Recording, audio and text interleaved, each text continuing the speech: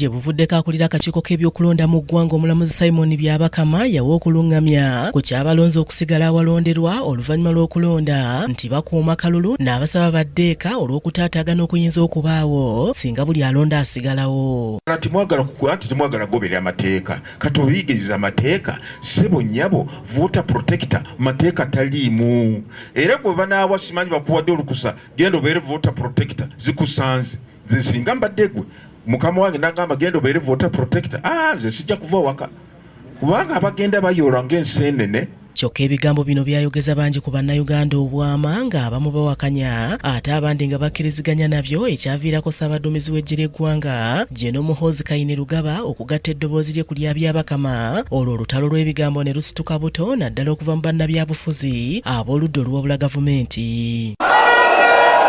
Omala kalonda kola ki? Omala kakuma kola ki? Kakati tugenda kabanja 15 fena tuvayo tukole ki?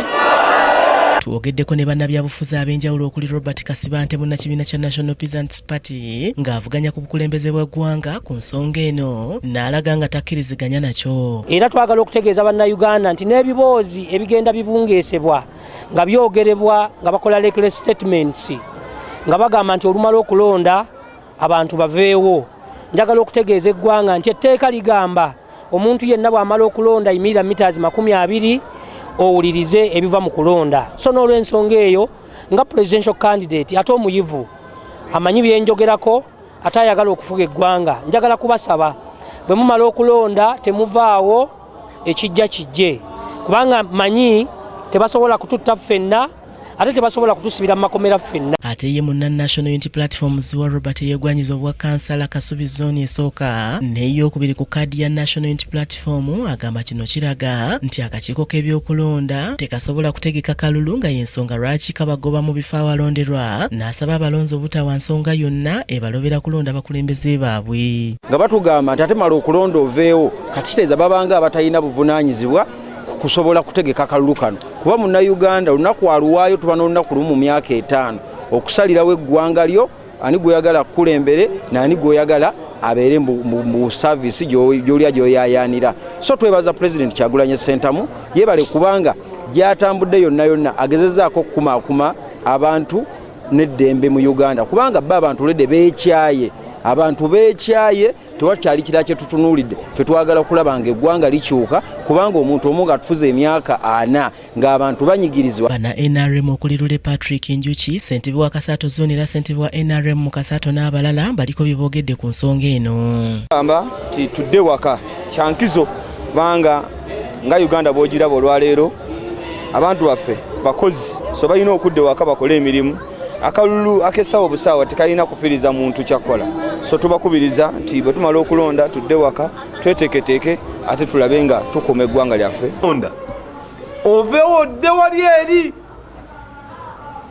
naye abasinga bagenda bajja ne bamala okulonda ne babeera awo kwennyini ne bakolera awo kampeyini ekitali kirungi owangu naye bannayuganda nakyo muleeso naobuvuyo bwe owangula wano ewuwo olowooza owangudde Uganda yonna.